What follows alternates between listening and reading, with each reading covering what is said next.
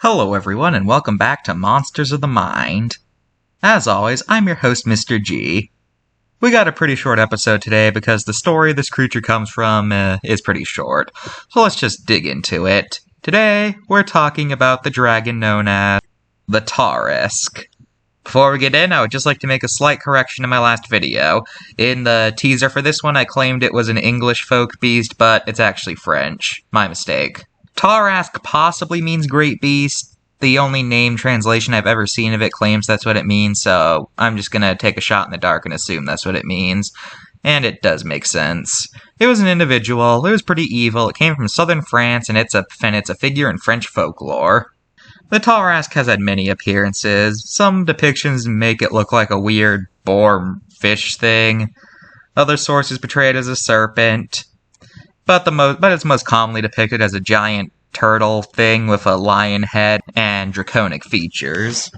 The Tarasque, according to some sources, is actually the son of the biblical Leviathan.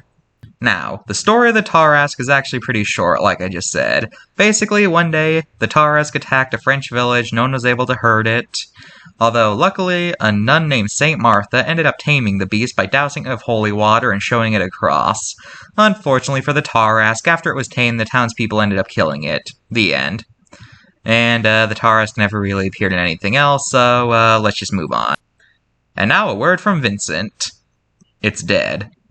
Great word, Vincent. Now let's look at the card.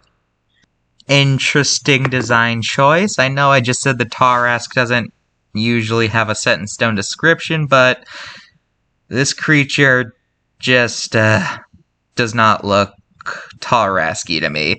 Like, if you just cut this image out of context, I don't think anyone would be able to identify what this was, even if they were familiar with the story. Actually, come to think of it, it kind of looks like a mutant version of Sid the Sloth from Ice Age. Call me crazy, but just look at it. The hammerhead, the claws. He looks like if Sid the Sloth had a baby with a dragon, is what I'm trying to say. Anyway, how is this card at adapting the story? Pretty good, actually. Can't really think of anything wrong here.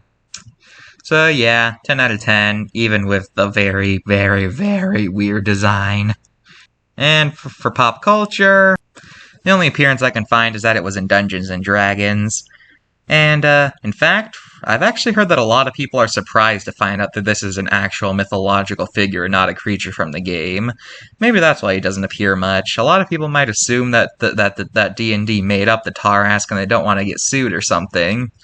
But that's just my theory as to why this isn't in more pop culture things. That's all for this episode of Monsters of the Mind. Join us next time when we talk about the Goat Sucker. Bye!